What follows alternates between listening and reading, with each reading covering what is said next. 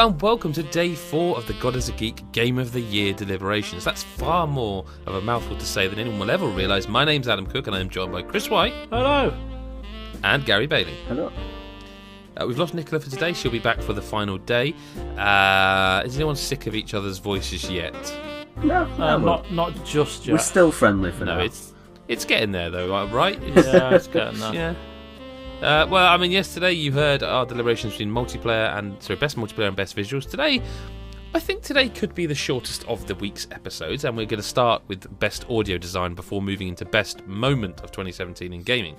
So best audio design then, to crack straight into it, we have got a list here of The Legend of Zelda Breath of the Wild, Pyre, What Remains of Edith Finch, Persona 5, Nier Automata, Darkwood, PUBG or PlayerUnknown's Battlegrounds, which from now will be just PUBG, Hellblade, Figment, Persona 5 is on the list twice, so I'll delete that right away, Star Wars Battlefront, and Resident Evil 7. Now, chaps, I normally pick first, but Chris, what do you want to talk about?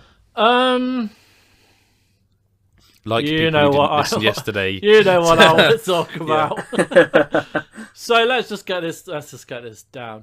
Hellblade has some of the best audio design of definitely the last year, certainly of the last few. It did something very different that when you explain to someone, they might think it's, I don't know, they might think it could get annoying or that it's just a bit, I don't know. It's just a weird idea where, I best explain this in case no one's actually played it. Well, hang on. I did say earlier in the week, but just in case you've just listened to episode 4 for whatever reason, Game of the Year is the time where we will be spoiling stuff. We will try and warn you when we're going to do so, but sometimes in order to make our point, to say why a game is so good for whatever reason, we need to spoil it. We need to talk about the game in depth. Chris, carry on.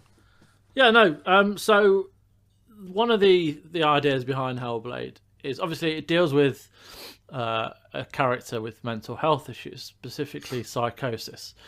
So she, throughout the duration of the game, and there are moments where this isn't happening, but for the majority of this kind of like 8 to 10 hour game, you hear voices in your head, and they're your voice with different kind of tones to them. So and kind of opinions of you, and there are obviously you're in a voice, the paranoia or whatnot. So there's voices which will tell you will fail, you are going to fail, you will not be able to get over that bridge, you will not be able to kill that enemy, you will not survive. There are voices that are scared, that are saying don't go there, that you'll die, you'll fall to your death, you will get hurt, you will lose someone you love. And then there's the kind of slightly positive, like, you can do this, you won't fail, you aren't a failure.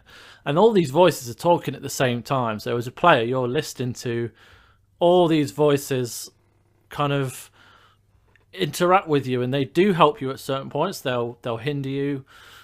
You know, when you're fighting, I mean, the kind of combat isn't particularly difficult when you're kind of one-on-one with someone, because you can kind of read their attacks. But when you've got one person from the front and then someone guy's trying to attack you from behind, you've got heads-up display, so there's no like arrows that pop up or any indication. The only indications you've got are the voices in your head. So one of them might say, "Oh, quick, he's behind you. He's going to get you. He's going to, you know." In that gives you an opportunity to block, but at the same time, they're telling you you're going to die and these guys are going to kill you. And it's just a very smart idea. And like we mentioned on day 3, how it tells you to wear. I mean, I tried it for a short while with headphones, but it does just get to you quite a bit, because it's very intense. Yeah, it is, and it's kind of, it is very intense, and it does. It's almost too much, isn't it? It does affect the game, but I don't think that's a bad thing. I think it's part of why they've done it. You know, they say that because they want you to experience it as if you are Senua. And I'm just trying to find the voice actress, because she is absolutely phenomenal in it. And she's just, obviously she's doing the kind of the voices in your head, but just in terms of she's actually talking herself, like there's some really kind of traumatic scenes in this game, like really affecting, and she's such a good actress in it, and she she's really Melina Jurgens, her name is, and she just won at the Game Awards, I believe, for best performance. And there's a reason for that. You know, she's just the kind of just the music as well, and just everything about this game through every single minute is just phenomenal. And there's a hell of a lot of work has gone into making that audio kind of perfect for what kind of game it is and what kind of story it's telling, and what it's a definite lock for the top 5. So what I'm hearing here, Gary, is that Chris wants to cut Hellblade.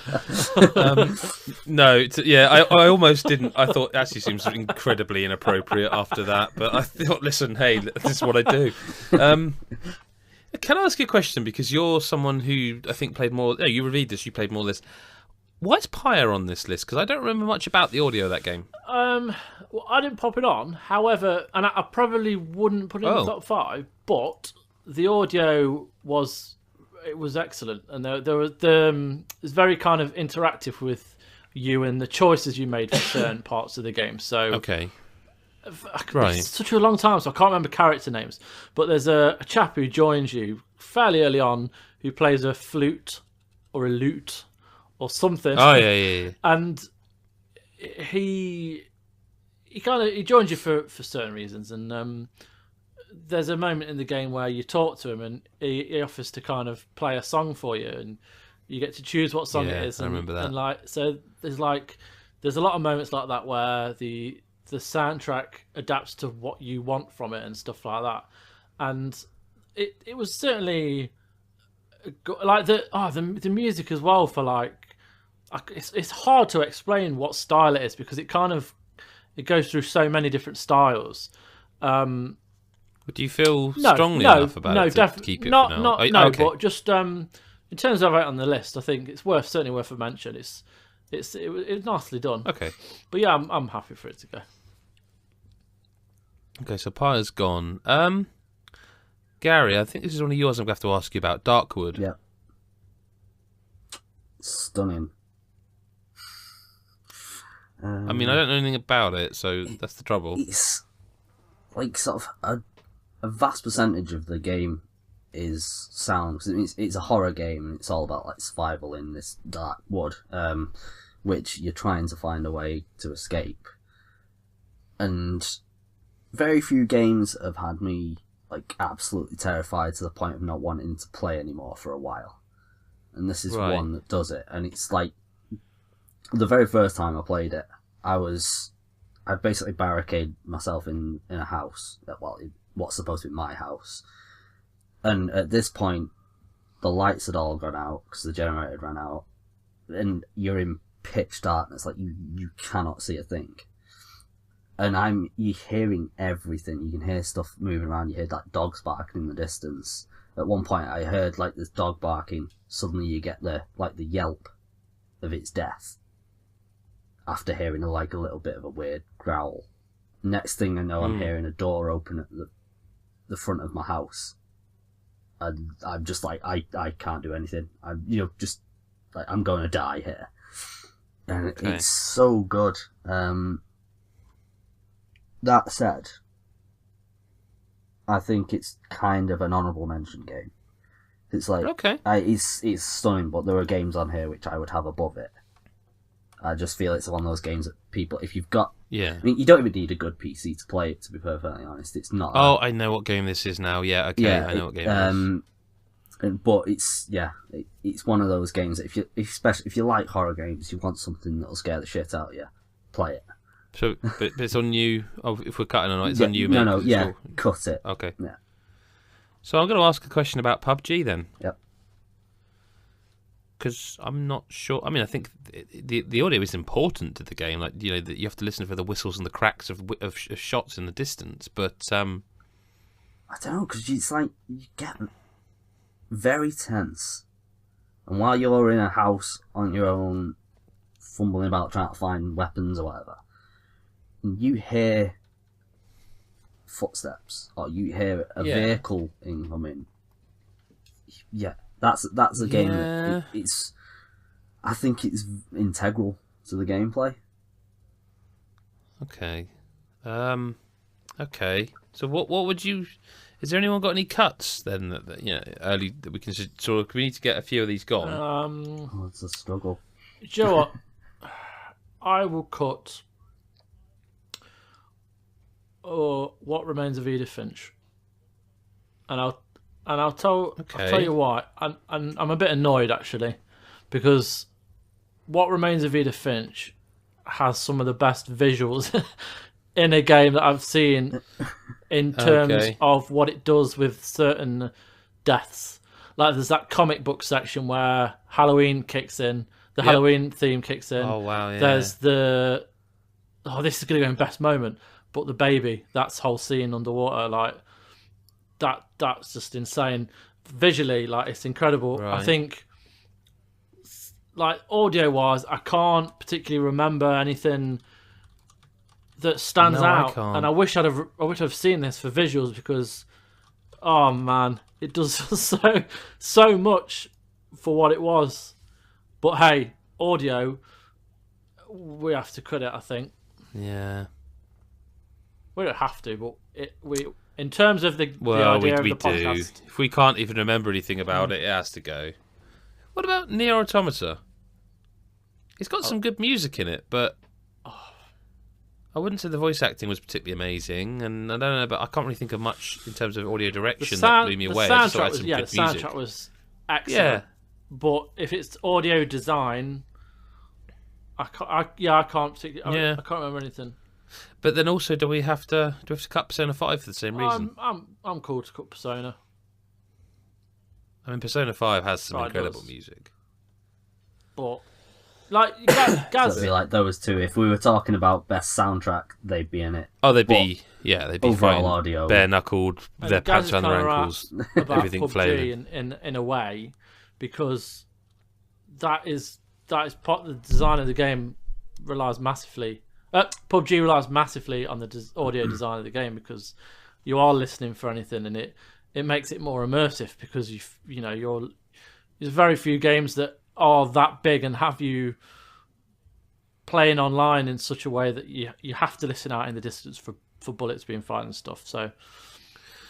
So we have 6 then left of Breath of the Wild, PUBG, Hellblade, Figment, Star Wars, Battlefront 2, and Resident Evil 7. So what would people cut out of that then? Battlefront.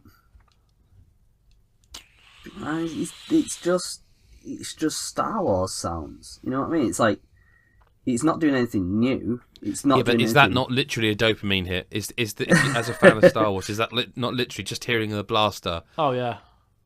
I mean, all right, maybe the argument could be made it would be harder to get it wrong. But I mean, it's great and everything, but I don't know. I just don't feel like it was standout. You know, like I'll look at the rest of the games on this list, and yeah. I mean, I just want to back you up and say that I think Figment 100% deserves to be here.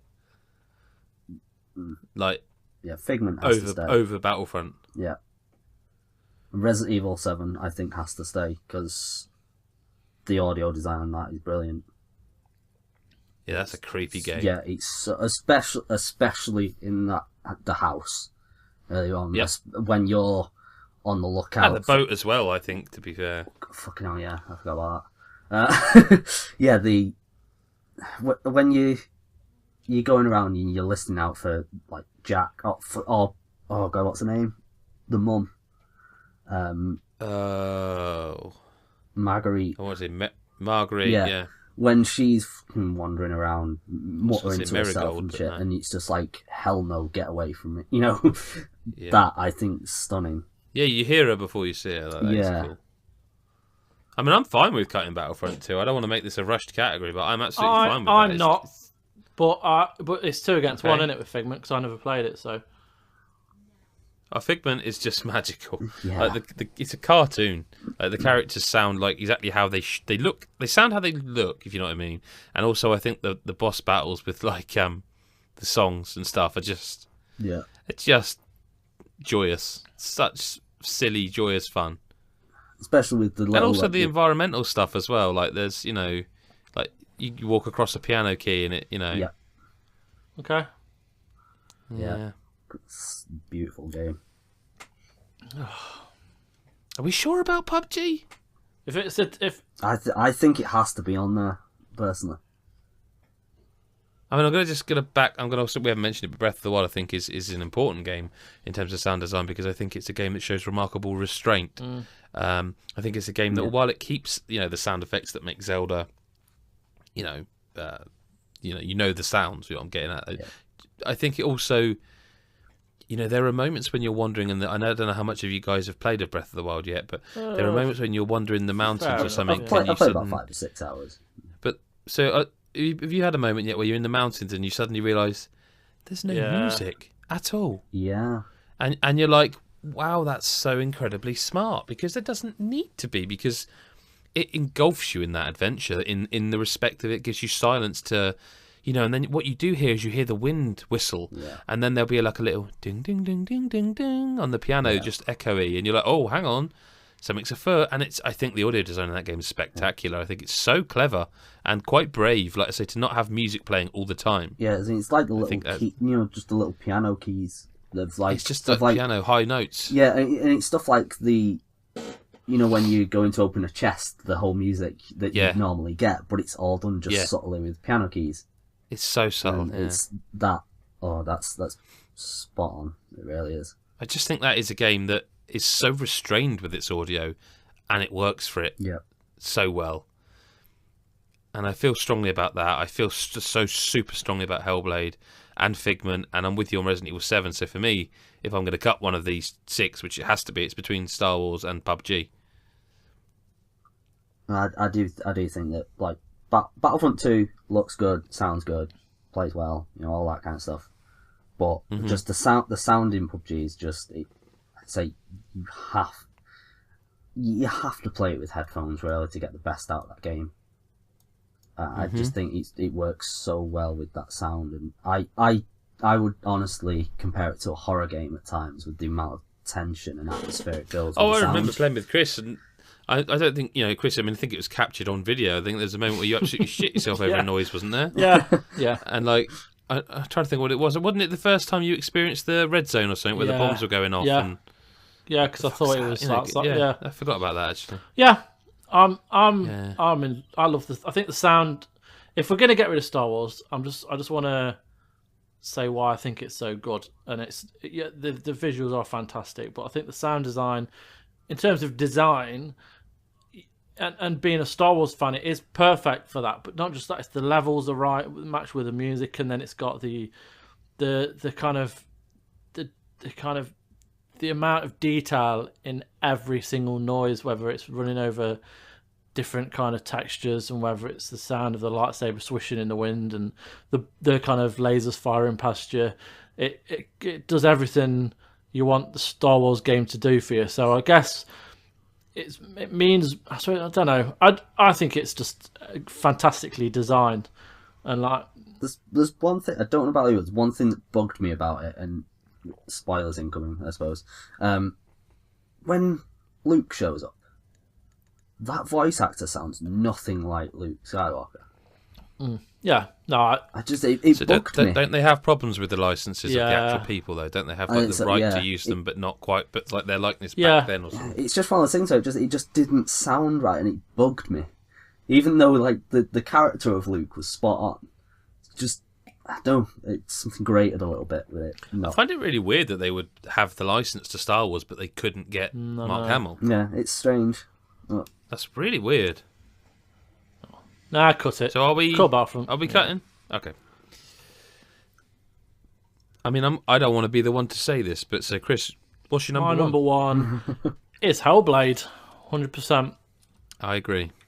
I mean, I've not played it yet, so I can't really. But the way you two and Nicola, the way you all spoken so highly of the audio, it's Chris nailed a moment of it. Actually, I don't mean to cut across you, but Chris nailed one of the things in the first boss battle, or in. Like, so the first boss, he alluded to it by saying, like, if there's an enemy behind you, like, someone will whisper, like, they're behind you, behind you. And you're like, shit, what is? Oh, shit, there's an enemy. But in the first, I think it's the first boss battle, where you get, or second, I don't know, where you get, like, a fire guy. Second, yeah. It's first proper one, isn't it, I think? But second boss, yeah. So in that one, like, you don't know how to defeat him. Like, you can't do anything. and then the voices, I forget what it is you have to do now. I think it's slow motion. Oh, focus. They tell you to focus on something, and they're like, focus on that, focus on this, focus on this. And they're all whispering away at the same time, and you're like, oh, wow, that's amazing. Yeah. That's incredible design. And I think if Hellblade wins nothing else, and it probably isn't at this stage, it's got to win Best Audio because just incredible. Everything Chris said at the beginning, I will just have to put a big +1 next to. Yep, I totally agree. I'm not going to argue at all with that. Would you argue with me saying Breath of the Wild number 2? No. Okay, this is good. This is good. So where do these last? I even though I speak highly of it, I think PUBG goes at 5. Yeah, Chris? I would say Okay. and then I would say Resi 3. Because it takes you. I would, Still very- I would agree with that. It took me right back to the kind of not the old games in terms of story, but in terms of survival and in terms of fear and not knowing what the hell was going to happen. The audio made you on edge constantly, and I think it was excellent. So I'm going to have to be the pain in the arse here and say, actually, now, given what you two have said about PUBG, should that actually be number 4? Well, I don't know, because Figment is just so perfect with those songs. Oh, this is a difficult one. But then that is one element of the game, a large element, admittedly. But PUBG, like you say, it's everything about the audio design that has to be, Yeah. spot on. No, you make a good point. It's kind of like it's an overall thing, and Figment is just kind of one aspect. And so, I'd go with Figment 5. Okay. How do you feel about that, Chris? I'm fine with that. Yeah, I'm absolutely fine with that. I said I thought this would be the easiest category, and I think it has been. Like 5th place then is Figment, 4th place is PUBG, 3rd place is Resident Evil 7, 2nd place Legend of Zelda Breath of the Wild, and the best audio design of this year, 2017, is Hellblade. And just before we move on, have a look at Figment. Like, Yeah. if you're looking at the list going, God, I've heard of 4 of them games. They're all massive games. Have a look at Figment. Like, go and read our review. Have a look at a video. Just go and have a look at it. Coming to Because consoles I feel like as well. And you know what? It is coming to Also, Switch I'd like next to year. point out you should go and read the interview that's on the site as well. That Gaz has done with the devs. You'll find out a bit more about the Switch port and why it's so fantastic.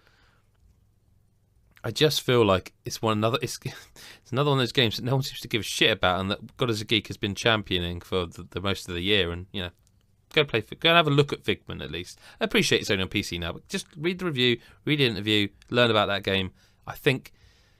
I thought it would be the sleeper hit of 2017, but because it didn't hit consoles, apparently nobody noticed. I think next year it's going to be Figment's year. I really hope so. Yeah. Right, best moment then. So just to forewarn you here, this is going to be probably the most spoilery we get. These are specific moments from a game that stand out as the best moment of 2017. I'm going to list them, first of all, by the game involved. Okay? So Persona 5, The Legend of Zelda Breath of the Wild, Resident Evil 7, Yakuza 0, Horizon Zero Dawn, PUBG, Hob, South Park, Edith Finch, Nier Automata, Night in the Woods, Mario Odyssey, Halo Wars 2 snuck in here, and Wolfenstein 2, the New Colossus. So you know the games we're going to be spoiling large moments from. Now I'm going to go through and tell you what those moments are, and we're going to discuss them. Right? That's fair warning. You can't ask for more warning than that. I'm reading the list twice. You know what I mean? So Persona 5's battle music. Breath of the Wild coming out of the Shrine of Resurrection to the title screen. Resident Evil 7, Jack's first resurrection, and Resident Evil 7, Jack's first wall break. Yakuza 0, Chicken Nugget. Horizon Zero Dawn, the first tool neck. Your first skydive in PUBG. Worlds Rising in Hob. The police basement section of South Park. What Remains of Edith Finch, the baby in the bathtub. Right, 3 Nier Automata moments. We've got the amusement park opening section, the amusement park boss, and the menu screen for the second playthrough. Night in the Woods, Stan's moment. Mario's first capture. Mario Odyssey's ending. And Mario Odyssey's Donk City ending section. Isabel awakening the Sentinels in Halo Wars 2. And then we have 3 Wolfenstein moments, Sigrun's moment, Venus moment, and the Death moment. So yeah, full-on spoilers coming out. Yeah, full-on spoilers. And I'll be honest with you, I want to cut the first skydive in PUBG. Yeah, I like it's one of those things that it's great. And again with the tension because you're like, who's near me? You know, you can't sit looking around. But yeah, I think it's just one of those. It's a cool first moment, but yeah, not a best moment. Top 5 anyway. I also want to cut Persona 5's battle music. Yeah. Because while I think it's the best music of the whole year, and I could listen to it on loop for the rest of my life, and it drove me eventually insane, which it would, I don't think it's a incredible moment. I just think it's a cool moment. It's one of those moments where you're like, oh, and I can hear the music in my head now. That's a terrible version. But I can hear it, but it's not a moment. Yeah, no, go for it. Not to me. Yeah. I also want to cut Worlds Rising in Hobgaz. Yeah, it's a very, very cool moment when it first happens. And, you know, you don't really know what you're doing. And then suddenly, like, this world comes rushing up out of the ground from, like, all the bowels below kind of thing. And it's great to see. And again, just one of those things where it's like, this game deserves some love. Play that fucking game. I agree. But, yeah, I can get rid. So I put this one on here, but I'm just cutting galore here. You guys are going to have to jump in a minute. But I'm also going to cut, unless you feel strongly otherwise, the police basement section of South Park, because I sort of go to and from with this one, because essentially the whole moment is like it's a play on the race issues that have been prevalent throughout this year, and I'm not sure it's that funny or clever. I don't think it's as funny as it thinks it is, and I don't think it's as clever social commentary as it thinks it is. So it's I feel uncomfortable saying the name of the boss. They're throwing certain coloured people down to it so it can eat them. Oh, the big monster thing.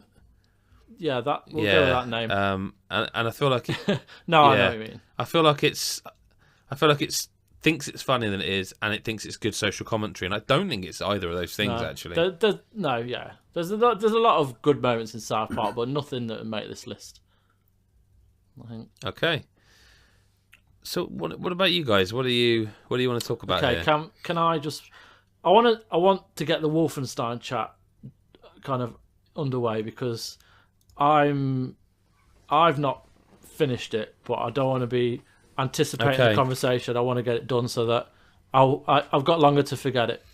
But I'm also very intrigued to hear about it, so I won't mind going over some Wolfenstein. Yeah, I mean, it's fresh in my head. I've just finished it, so... I mean, do you know what all three of those moments are? Because I put all three of them down there. The Venus moment, I think I know it. The other two... Hitler. Yes. So Venus moment is where you meet Hitler. Okay. Yes. Oh, God. And, I mean, that is 100% setting Wolfenstein 3 up for a Mecha Hitler battle. It is. That's how Wolfenstein 3 will end.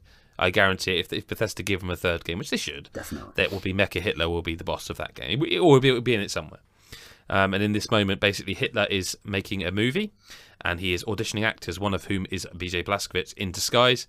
And I mean, Hitler takes a piss in a bucket, shoots people, then throws up and goes and has a little kip, all while wearing slippers and his dressing gown. And it's properly insane. Yeah. Like it's I've nothing more to add to that. It's done so well, because it does. Yep. It genuinely feels like this could actually be. He's unhinged and terrifying. Yeah, he's brilliant. It's absolute genius. That entire scene. It is. It's not my favourite scene from Wolfenstein, though. Nor is the death moment. No, that one. Which is the moment where BJ Blazkowicz dies and doesn't die. Yeah, because that's one of those moments where you're like, what the fuck? But it's... Like, any other game does a Metal Gear Solid 2 there, and he does die, and they've bait and switched you, and now you play the rest of the game as someone else. Yeah. Yeah. Not Wolfenstein. No. Wolfenstein. Yeah. they chop his head off, but he doesn't die from his... I mean, Chris, this probably means nothing to you, as you haven't played it, but you would assume, I think, fairly, that if I chopped your head off, you're dead. I'd say so. Yeah, Not BJ Blazkowicz, mate. Not him. It was that whole moment. He survives a head decapitation. Yeah, in that whole moment, you're just like, no, it's not going to happen. Someone's going to come in and rescue me somehow. Think it's going to be like some dream sequence or something. Yeah, but it's like, no, that's happening. And you're like, shit, what the... And then, of course, it all happens, and... Yeah, the game starts, really, doesn't it? Yeah, I mean, it's weird that... I mean, it's the beginning of the game, even though it's nowhere near, kind of thing. No, it's halfway, isn't it? It's bizarre, but it's so good. So my favourite moment. Do you know what I mean when I've put Wolfenstein Sigrun's moment? I think I know. Yeah, I mean, it's... I'm guessing it's the push to the limit moment. Yeah, that's my favourite bit in Wolfenstein 2.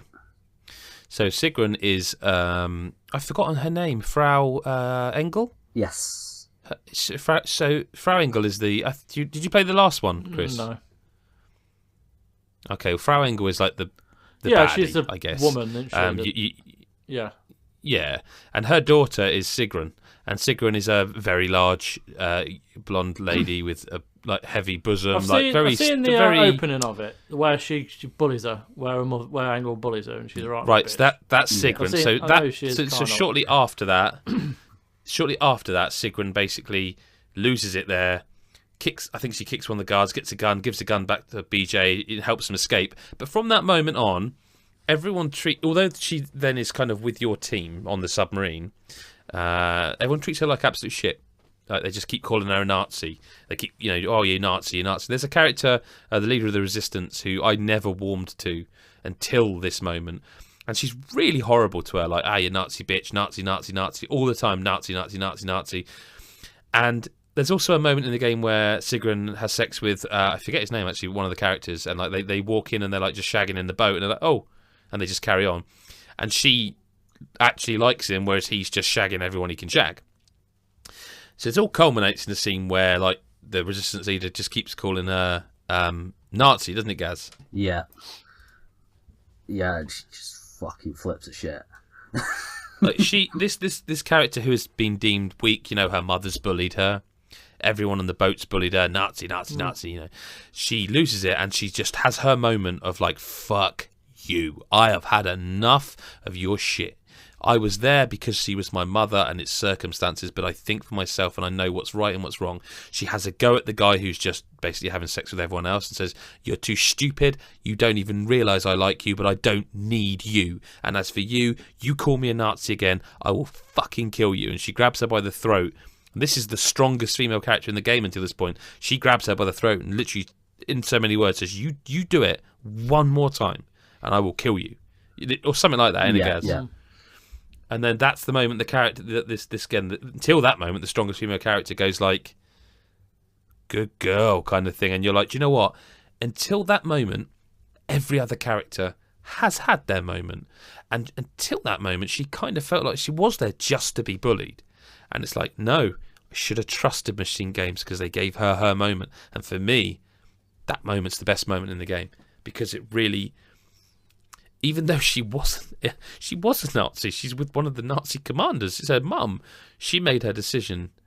And I think a lot of people can identify with perhaps parental figures who, not to make it too political, this podcast, but like a lot of people I know have parents who voted for Brexit, who certainly themselves don't feel that way.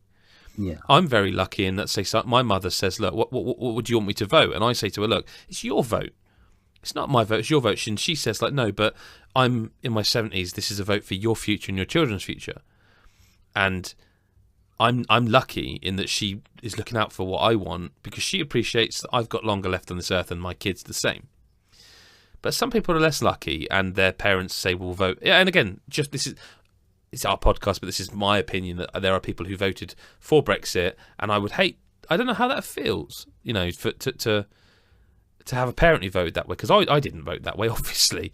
But that's circumstance, isn't it? You Yeah. know, you were brought up a certain way, but you can still make your decision. Yes. And I feel it's in a game that is essentially full-on social commentary. I feel like that's such a strong moment of not only I'm not my mother's daughter, I'm me. Also, don't push me around, and I don't need you to make me feel good. And I think that is such a strong message. Yeah. Whether I'm inferring some of that, I don't know. But No, I think it's if there's definitely one that. moment from Wolfenstein, it's that moment. So would you That's the moment for me. lock that moment then? Have that? I would 100% lock that as one of the top three. I Yeah. think I mean, that's a would you definite- remove the other two for now? Just like we've said our piece about them, but would you get rid? I think the death moment's a weaker one of the three. I think it's ridiculous and amazing at the same time, but I think it's the weakest one of the three. I feel like the Sigrun moment is such a culmination of things Yeah. that it, and whereas I feel like the Hitler stuff is pretty amazing. Actually, I don't know that I'm ready to cut the Hitler moment. Okay. Yeah. No, that's cool.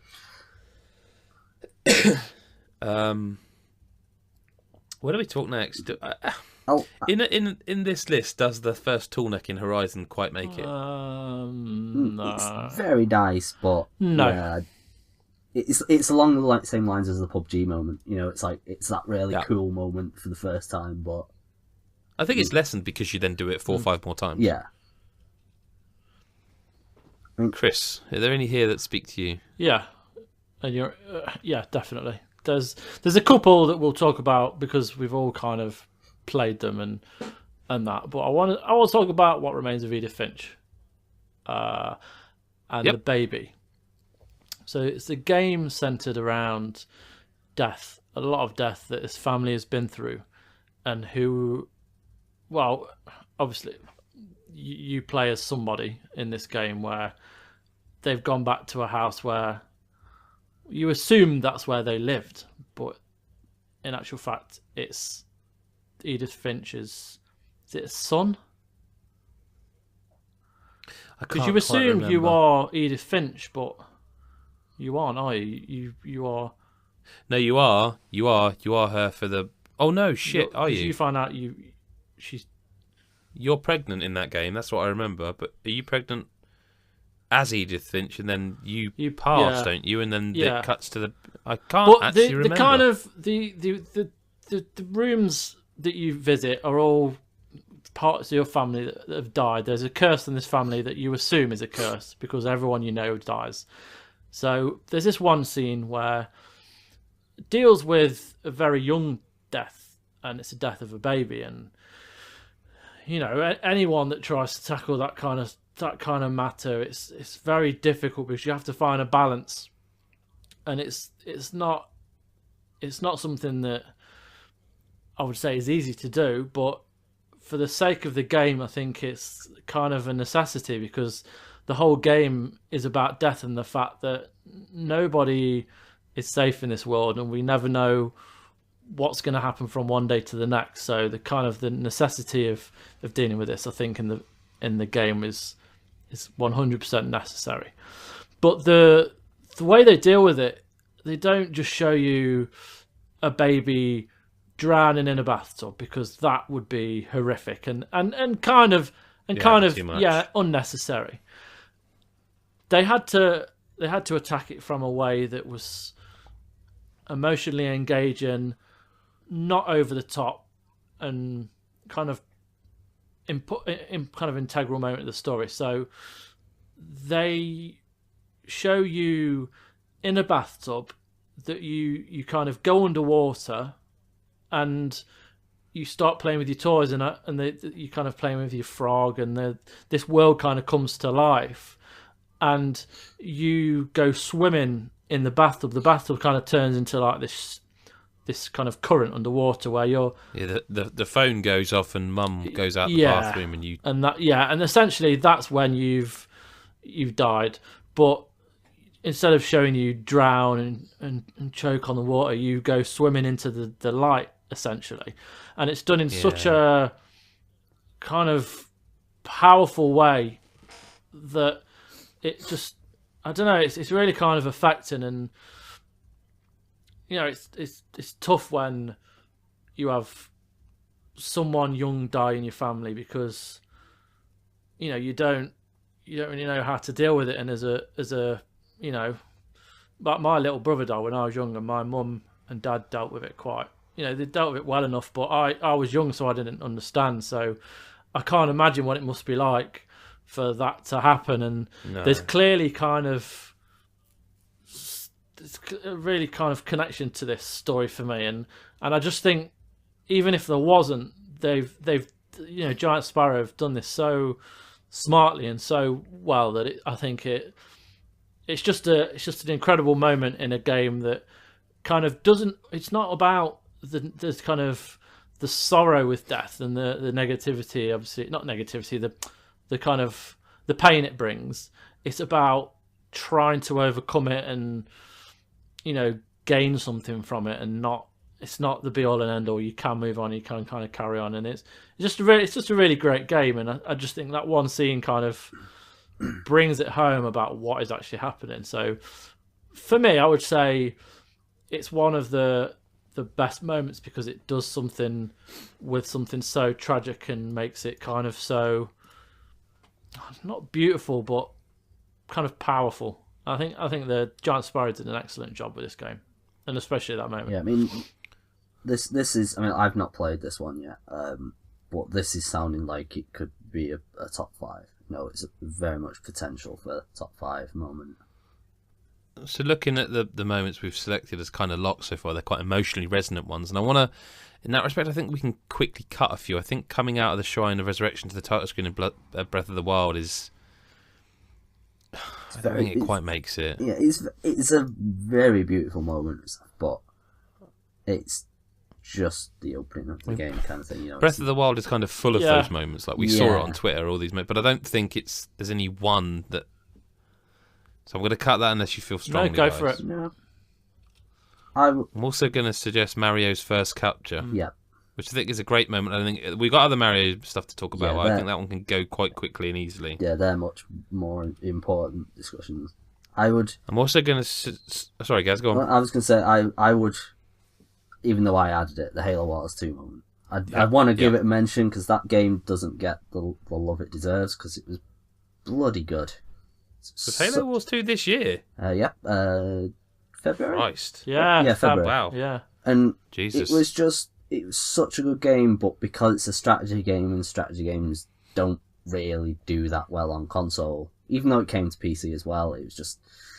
I mean, PC, it's a very difficult market because, I mean, Halo Wars 2 is very, very similar to StarCraft 2. Yep. Because of that, no one's going to move from StarCraft 2. No. Halo isn't really a PC franchise. I know it's going to be with all the Play Anywhere stuff, but, people don't have a clue what's going on with Halo when it comes to PC gamers because they've not had the last... But yeah, they don't... What's the last one they had? Well, Halo 2 came to PC. Yeah, I think 2 is the last one they had, isn't it, then? And I suppose 5's Play Anywhere. Is it? I don't know. I don't think it I've is. said I think that out loud, I'm not not sure. That was released well before the Play Anywhere it was, stuff. because it was before. That was Quantum Break was, but that was after, I think. Yeah, but I mean that moment is very cool because it's kind of like it's like the last gambit kind of thing. It's like how are you going to defeat Atriox? He's wiping out basically everything, and. Yeah, I mean, it's not like the big win moment, but it's cool when basically you've got Isabel, who's like this game's Cortana, essentially. She's the AI, but she wears clothes, unlike Cortana for whatever reason. But she basically her plan to attack this ship, which is basically indestructible, is fuck it, let's wake up the Sentinels on this Halo, and this massive it's one of the best Halo scenes, period. For me, I think it's stunning. And all these Sentinels come, pouring out, and they're just destroying the shit out of this ship. And it's just a fantastic moment, and it's one of those, yes! kind of moments, but it's still not one of the best. It's not top 5. So, okay, with that gone, what I would ask is, do you think we should actually... I don't think Gary's played it. Chris, do you think the Nier Automata thing, do you think it should just be the amusement park in general, that whole that's fair, section? Yeah. I think to kind of pick one is discounting the other. I don't think it's fair. I think the whole from walking into that amusement park with those robots, that it's the first kind of time it's such a fucking incredible, wonderful game, just everything about it, and that. Yep. I feel very strongly there's got to be a Nier moment on this list somewhere. Yeah, I think it's fair, and I think the amusement park from the moment you walk in and see those machines conveying the tiniest amount of emotion, it's quite. Yeah, we're quite friendly. Haunting. It's eerie. It's eerie. Yeah, it's weird. It makes you feel very uneasy because you don't know whether they're just gonna attack you or whether they're genuinely sad or what a whatever. game. I don't know, but it's weird. And then you go on the roller coaster, and that all kind of kicks off. Yeah. And then you end up in that kind of like. It's like a circus tent, isn't it? It is. It's sort kind of a circus tent where you fight that boss. Oh, that boss is amazing. And as you're fighting those... And she uses the corpses of other robots against you. Yeah, the corpses. It's fucking... It's like the design on that is just insane. Like, Is that one of the first places where you hack? Yeah, it's quite early on. I think it's like first few hours. I'm sure it is. Yeah. But while we're on the subject of Nier, I think I mentioned it a few days ago in the podcast about the menu screen in that second playthrough. Like, that to me blew my mind. Like that genuinely blew my mind, that it had actually recorded the tutorial bits where it was asking me to go through the menu system, and then when you play through the second time as the guy, 9S, it did record them and it plays them back to you, because that's what she did. Even though you're not in control of her, you were then, and that is just like, that's proper batshit Kojima actually done good stuff. Yeah. And I think that's incredible, and that then sets you up for that second playthrough. You're like, oh wow, okay, I am going to see the same game again, but I'm going to see it from a completely different perspective. Oh man, because I'm not. So I want to go back and play it. Oh yeah, I think that menu screen bit has to stay. I'm going to say, as cool as the Yakuza 0 chicken nugget bit is, I don't think it's quite there. No, yes or no, Chris? I think there's some other moments on here that are better. Yeah. So, before we get into Night in the Woods and Mario Odyssey, how do we feel about these Resident Evil 7 moments? Because I think they're both really cool moments, but these ones on the rest of the list I find are like mind-blowing moments instead of just cool moments. I think Resident Evil 7 is a game like Zelda. It's full of moments. You know, there's so many things happening. So, I mean, it's great, those moments. I mean, when Jack first comes back, you're just like, what the fuck? You know, I killed that guy. Yeah, and it's such a cool moment. And when he breaks through the wall, which I mean, I absolutely shit myself. I absolutely shit myself. And that's not even scripted, is it? That cannot happen. Yeah, I I think if I remember right, I recorded like footage for it for the video chat, and when I did it, he didn't fucking come through the wall, which was one of the things I wanted to capture. And it's just like, you bastard. But yeah, I shit my pants when he I streamed it, didn't I? Do you remember? And I streamed it. Fucking had me in bloody fits. I mean, when you streamed it, Jack got in the car, didn't he? Yeah. Yeah, that's what I'd never seen that on my playthrough. God, yeah. And it was just like, holy shit, how can you do that? That's not fair. But that's kind of proving the point, though. I mean, that's just another one of the moments. Yeah. So, very cool game. But yes, it's just full of moments rather than having specific ones that says yes. So before we get into it, I want to talk about Stan's moment in Night of the Woods, because Chris talked about this. When did you talk about this, Chris? I can't remember when you talked about this. A couple of days ago, it's on a podcast at some point. Yeah. I've now finished Night in the Woods, and I stand by much of what I said. I don't think it's an amazing game. I think it's a very beautiful game. I don't feel the narrative. I think it actually goes very weird, very quick in the latter half. Like, it picks up what the bit I was waiting for. I think I said something like, "Oh, I'm waiting for something to happen." It definitely happens, but it happens too late and goes too quick with it. I think it goes from a believable small town to like, what? Why is it gone all weird?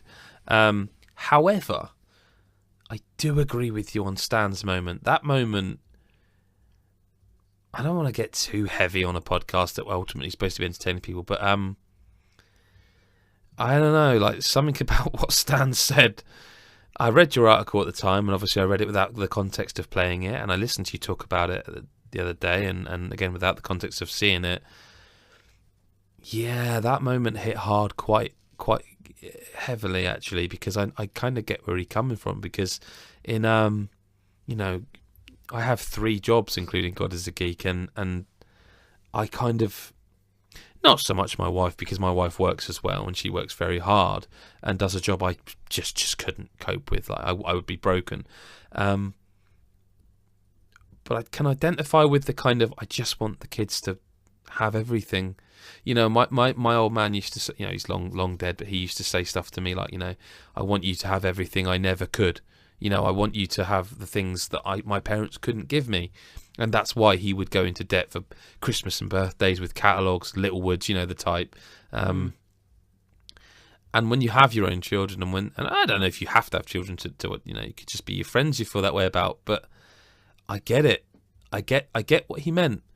And you find yourself, I think, repeating what your dad or mum said to you, and you catch yourself thinking, fucking hell, you know, that's just what he used to say or she said, you know, and I get that. I get that, and I've known it, I've understood that for years now.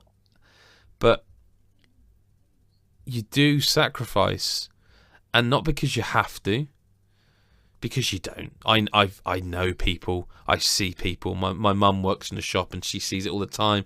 She sees the kids coming in and they got holes in their shoes, but mum and dad still buy 20 B&H. Do you know what I mean? That's not who I am.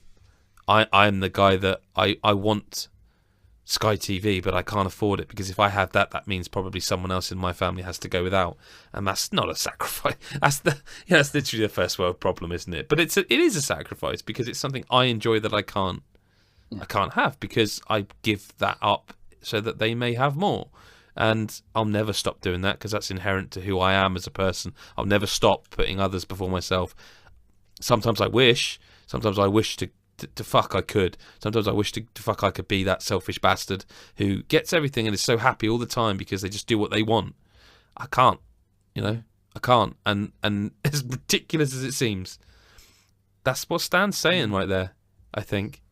And I found it remarkably powerful, but it's also very specific, I think. I think, Chris, you're very much in that same camp. You will go without. I think most people who hang around God is a Geek are of that kind of, I want other people to be happy. We're just like-minded people in that respect. Yeah. But I wasn't expected to be quite so taken aback by that moment, Chris. Even though you've written an article that I edited, you talked about it on the podcast that I was listening to you on. It's when you actually see it in the specific words, and it's like, in a game that I was not particularly blown away by, that's the standout moment for me. And I don't know if it's one of the best moments of the year, because it only happened 2 days ago to me. It's very close, so I can't make the judgment call. And I hate to have bore my soul here, but it was a really weird moment in a game that it kind of comes from nowhere as well. Well, I would say it should stay for now. From what Chris had said previously, what you've said now, I think it seems like an important enough moment, even if it is very specific to, like, you know, you as a person, or both of you as people. It just seems like a moment that it should stick for a while. You know, even if it doesn't end up making the top 5, I think it should stay for the moment. I mean, I would say that I think the game does eventually make you, like, May eventually has that, because I think the way the story's told, you're not sure if she's poorly or shit's happening. Yeah. And I think in the end it's a bit of both. Yeah. And again, I'm not going. This is not the Adam Cook Bears His Soul podcast, but I can identify with where she was. Not at any particular point in my life, but I have been where a lot of people have been where she's been, where you feel like, just leave me in the woods, just leave me to die. I've been shot, just leave me to die. And then you have that moment of, no, fuck you, I'll die when I'm ready to die. Yeah, I'm going to fight. And again, I think there's some powerful moments, but I think the Stan Borowski moment was, I don't know. The issue I've got is that the two Mario Odyssey moments we're about to talk about, I think both have to stay. They have to stay. So the ending of Mario Odyssey is more lore than any Mario game's ever given us, ever. And like, let's from the moment. Well, as I said, we've said spoilers. You play as Bowser. You play as Bowser. Oh, and so he just cool.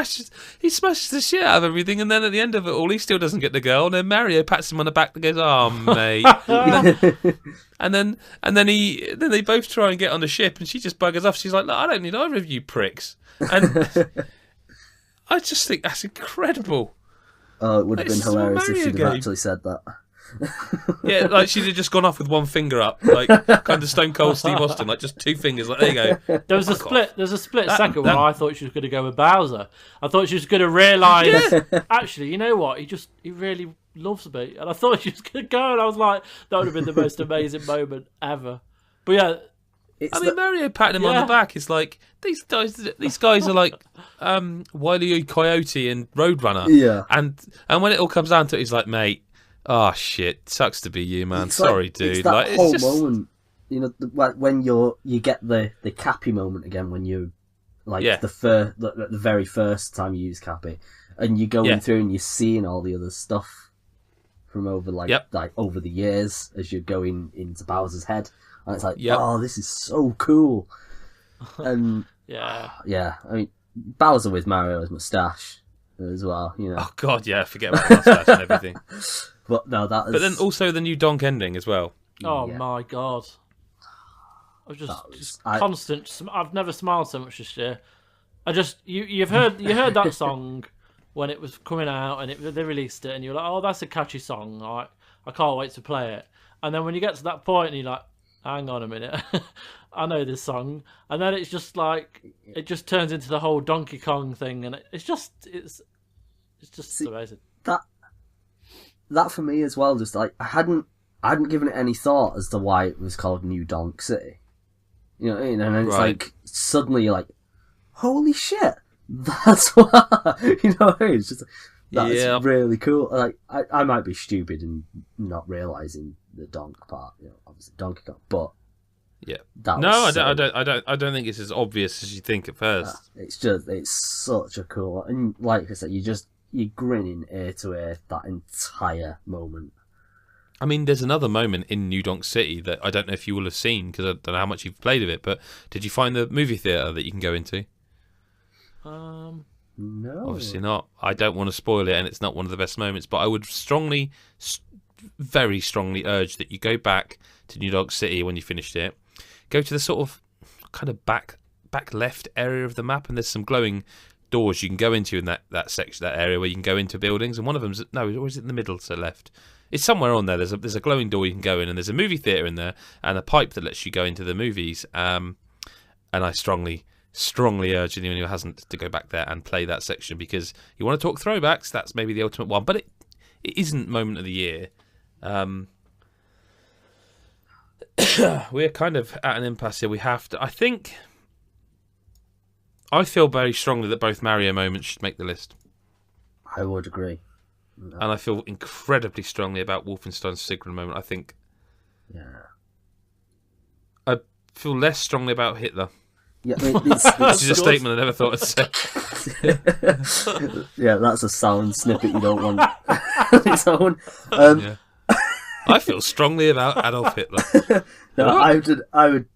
I'd say, yeah, you're right with that. It's like the Hitler moment's fucking batshit mental, along It's with mental. it's just one batshit moment in many, and that's in that game. But the Sigrun moment's more. I guess it's more important, and it's just one of those things that when you see, you're like, fucking yes, you know, right on. I mean, I'd have added the ending to that game, to be honest with you, Gaz, but that cover at the end is abysmal. One of the worst covers of any song I've ever heard. It's kind of like, okay, that, you know, it's cool a little bit, you know, at the start, but it goes on for far too long. And I mean, the song actual, makes sense. They should have just used the original. maybe they couldn't. Maybe, Maybe but then not allowed, but yeah. What is it? What not song a is good it? cover. so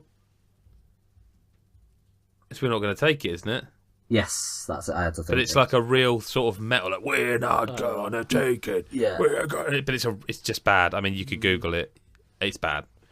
We've got 7 moments that we need to whittle down to 5. So, do we all feel very strongly that both Mario Odyssey moments make the list? Yes. I do. Yeah. Okay. And I'm not budging on that Sigrun moment, and I don't think anyone would begrudge me that, given how strongly I spoke. I don't think so. I think that's fair. So I'm gonna. What do we feel about the Night in the Woods one? Oh, go on, Chris. Go. Right. So, I personally feel that the Nier Automata moment of the amusement park I enjoyed that more than the other, simply because that whole section was just a joy to play. But did you not literally drop your controller when you realised it? I was like, whoa! In terms of moment, I'm not saying it is awesome, but I don't think both can be in the list because, like, I'm happy to let the Night in the Woods moment go because it is very, very personal to me, and same with you. But I think I wasn't expecting anything like that. I was waiting for May's story to kind of have some kind of resonance with me, but it just didn't. And then that kind of surprised me quite a bit. But like, for best moments in general, I would say I'm happy to see that one possibly disappear. And if we're at an impasse with the Nier moments, because they're both excellent, I'm willing to say goodbye to the bathtub moment. Didn't expect that. Because I didn't. Well, that's what I was going to suggest. I was going to propose that. The thing is, I think the amusement park most definitely has to be in this list because I think Nier Automata is easily one of my top 3 of the year, easily. And if both moments get to be in it, fair enough. And I think you're very strongly about the menu screen moment, which rightly so. I just think it's one of those. I think I said this the other day. To be honest with you guys and listeners, I'm starting to lose track of what I have said when and if I've said it in real life or in my head, because we're in the last 2 weeks or so we're at about 12 hours of podcasts and I'm slightly losing my mind, but I'm pretty sure I've said this before, but that moment in Nier with the menu screen was kind of like I feel like Kojima wishes he could have done something that cool, you know, and like it genuinely, I was like, it was one of those I could track the moments, the stage of the moments. I was like, wait, hang on, that can't be what I did. But that does look like something I would do. No, I remember going to that bit on the... Fuck me. Holy shit, this game's... Because you could stop at the end of that first playthrough and still go, that was a really good game. Or you could carry on and see stuff like that and then go, oh god, no, I need to play this more because but this feels like we're just getting started. And then there's playthrough 2 and 3. But like that moment stick with me as just... But again, also that amusement park, like playing that through... Because the second playthrough is not the best playthrough. There are moments of that where it's like, I just need to get through this to get to the third one. And of that, the amusement park bit is still a standout. So I would agree with you. I just felt like I would be fighting for 2 moments of Nier that I wouldn't have a chance at. But I'd be very happy if Nier got 2 moments in there as well. Okay. Yeah, I'm just deferring to you two because I've not played either. You need to play Nier. You need to play Nier. Night in the Moments is a very personal moment, but I don't know that... So if we cut Night in the Woods and Edith Finch, how do you feel about that? Yep, that's fine. I would also like to say that the ending of Mario Odyssey deserves to be first. Oh yeah, yeah. I mean, you're ahead of me. That I'm just literally putting that there now. I would argue that just due to how strong a social commentary Sigrun's moment was, I would like to see that at number 2. But I'm open to hearing what you guys think about that. It was a very good argument. So I'm happy to have that too, if I can have the amusement park at 3. I thought you were going to say New Donk City. No, amusement park. That was the moment that I knew I was going to love Nier. Like I fully fell in love with it. How do we feel about Nier being 3 and 4 then with New Donk City 5? Oh, Or should Donk City be 4? See, I've not played Nier yet, so I'd like to, but I've not yet. But that Donk City moment, Yeah, such smiles. Like you said, I think your face hurts Yeah, when you play that. that 5 for me is Yeah. I'm happy with that. Yeah, Chris? definitely. Yeah. Okay, well that's. Is that a lock? Is Did that a you lock? know, just before we carry on, that the mayor of New Donk was Pauline from the original Donkey Kong? Yeah. I'm guessing Gaz didn't. That's why he didn't put. Yeah, I still think it's not that simple to put. Guys, like, promise me, if you've got time when we finish recording, just go back there, run around until you find like a glowing white door and go in there. Just if it's not the right one, you'll know it's a movie theater. There's loads of people sat. Please, because, and then just text me. Just text me as soon as both of you, please. But yeah, in fifth place for best moment is Nier Automata's menu screen during the second playthrough. In fourth place is Mario Odyssey's New Donk City ending. Excuse me. In third place is Nier Automata's amusement park section. In second place for best moment is Wolfenstein 2's Sigrun's moment, and the best moment of 2017 is Super Mario Odyssey's ending. And just to remind you again of the best audio, which was fifth place Figment, fourth PUBG, third Resident Evil 7, second Breath of the Wild, and the best audio of the year is Hellblade. With a bit of luck, if you listened all week through, you'll be starting to see a picture of which games we liked the most. And that means tomorrow is the big one, the GOTY. But before that, on day 5, tomorrow, we will be talking about the most anticipated. We'll be doing a top 5 most anticipated for 2017, and there's a lot of games coming. But then we will be doing our final list, our top 10 games of 2017. And that list is, I'm going to give you a little teaser, I'm going to highlight them there and say that list is currently 25 strong. So, that'll be fun. We'll see how we get on. But that's it. I did say I think it would be the shortest one today, and I've been proven right. That's I'm very happy with those moments. What a year for standout moments in audio. Yeah, just an overall stellar year. Yeah, it has been. So good. And that voice there, Gary, thank you very much for your time today. You're very welcome. If you haven't listened, go back and you can hear much more of Gary on the previous 3 days, as you can I'm as well. sorry. Or Chris White. I'm sorry. Chris White, also, thank you for your time. Oh, thank you. It's been a pleasure. It's been a pleasure. My throat hurts, my brain hurts, and I've probably revealed more about myself on a podcast than I meant to. Hey, that's what we do. That's us. Cheers. Thank you very much for sticking with us so far. Tomorrow is the big one, the final day, and then we all get to go and have a little bit of a break, and so do you, hopefully, wherever you are. We'll see you tomorrow, same time, same place, the big one. Thanks very much. Bye-bye for now.